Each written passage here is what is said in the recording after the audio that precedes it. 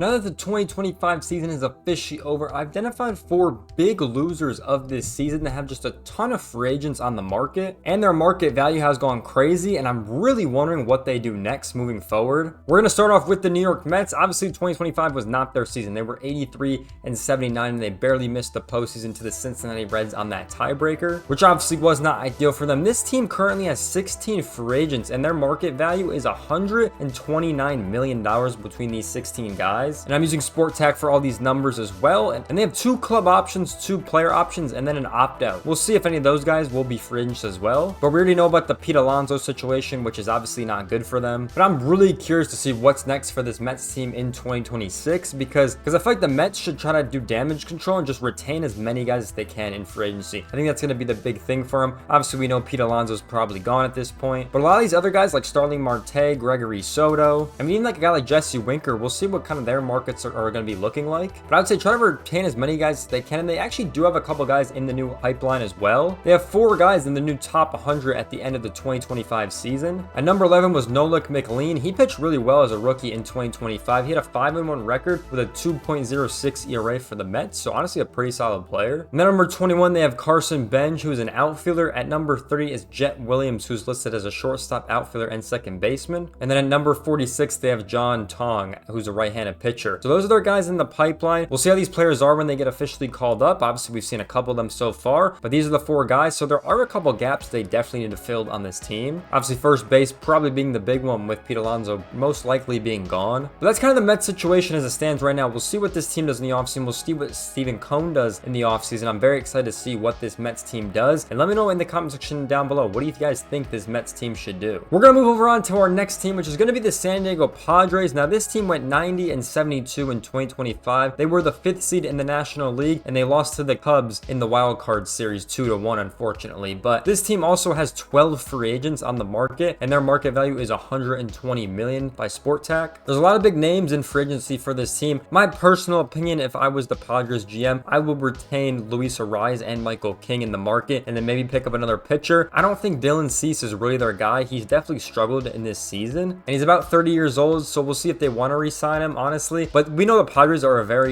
free agent focused team. They always like to sign these big guys. They don't really call up too many prospects, to be honest, nowadays. Obviously, with the Mason Miller trade, it was huge to get rid of DeVries, which was very surprising. So, they really don't call up a lot of guys. They trade a lot of them. The 2 players they probably will not trade who are on the top 100 is at number 77 is Ethan Salas, and at number 95 is Cruz Schoolcraft. So those are the 2 guys on their top 100. Obviously, Salas has been with this team for a while. Schoolcraft was just picked in the draft last year. So we'll see how these guys develop moving forward. We'll see when Salas finally gets up to the league. Honestly, I feel like he's been in the minors for quite some time. But that's where the Padres stand right now. What do you guys think this team should do moving forward? Like I said, I think you've got to retain Luis Arraez. I feel like he's probably the most pivotal piece just because he's such a good leadoff hitter and he's such a good team player for this team. Especially because he plays first base, he can play second base. He's played a lot of positions, but I think he's going to have a really good free agent market, in my opinion. I think he's definitely one of the best hitters in the game right now. He definitely reminds me of like a Pete Rose or Tony Gwynn character where he just hits the ball insanely well. But I think he's very important. And then King, obviously, I think with that mutual option, if that doesn't go through, I think they got to try to find a way to get him back on their team. I think he's going to be a massive piece if he's on that market in free agency. So that's my personal opinion. We'll see what happens with the Padres. Let me know in the comment section down below. What would you do with this team? Now moving on to our next team is going to be the New York Yankees. Now this team went 94-68 in 2025. They were the 4th seed and they lost to the Blue Jays in the ALDS. So that was not ideal for them either. The Yankees have 11 free agents and their market value is $87.6 million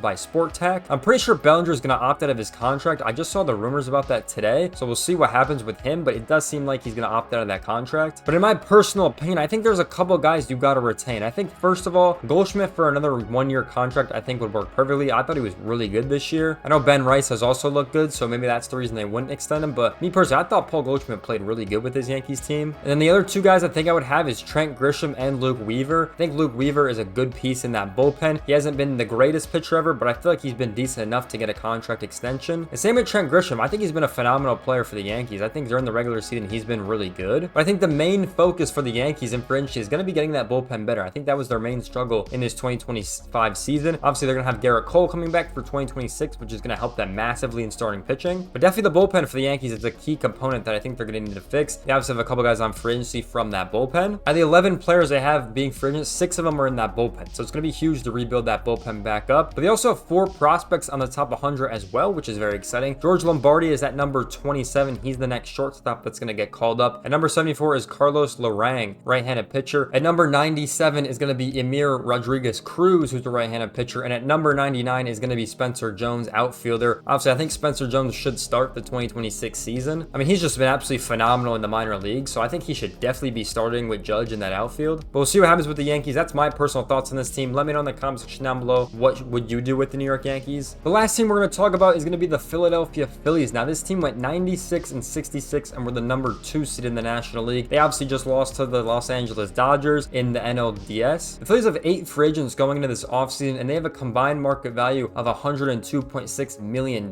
So obviously really getting up there. I think for the Phillies, it's all about retaining these guys if you can retain them. The 3 main pieces on this team are going to be JT Realmuto, Kyle Schwarber, and Ranger Suarez. If you can retain all those guys, I feel like this team will be just fine. But I feel like if they can't retain Realmuto, I do think the Adley Rutschman trade for this team might be a good payout, just because the Orioles used 7 catchers this year and they just drafted 2 more catchers, and I really don't think Adley Rutschman's future with the Orioles is going to be there anymore. I know he did get injured and there were a lot of things like that, but I feel like this could be a good trade just because he's a younger catcher, and I feel like he could be better in a new environment. I mean, we saw his first 2 seasons. They were absolutely phenomenal with the Orioles team, but I think that is a good backup option if they don't sign JT Realmuto, which I do think they should do. We'll wait to see what happens in that situation. They do have 3 players on the top 100 as well. They have, at number 16 is Andrew Painter, who's a right-handed pitcher. At number 32, they have Aiden Miller, who's a shortstop. And at number 54, they have Justin Crawford, who's an outfielder. So those are a couple of guys they could call up as well if they don't sign these free agents, but we do know Philly does like to spend some money. So we'll see what happens with this team. That would be my current suggestion for the Phillies, but I would love to hear your guys' thoughts down below in the comment section about this Phillies team, because the last 4 years lost the World Series, lost the NLCS, and then lost the Division Series twice. So this team has been in like a downward spiral. But let me know in the comment section down below what you would do for all these teams, because there are a lot of interesting situations. I feel like they're just the 4 biggest losers because they have the most market value on the market in the offseason. I think all 4 of these teams had super high expectations as well to get super far this postseason. We're seeing other teams get past them when honestly they weren't really predicted to. So that's kind of where we're at right now. Let me know in the comment section down below, what would you do with these 4 teams? Also guys, our merch is live as well. Make sure you go check it out. This is one of the pieces I'm currently wearing right now. It's definitely a pretty cool one. I definitely like it. Make sure you go check it out. First link at the top of the description. But with that being said, I hope you guys enjoyed today's video. Make sure you guys like, comment, subscribe. I'll see you guys in the next one. Peace out, everyone.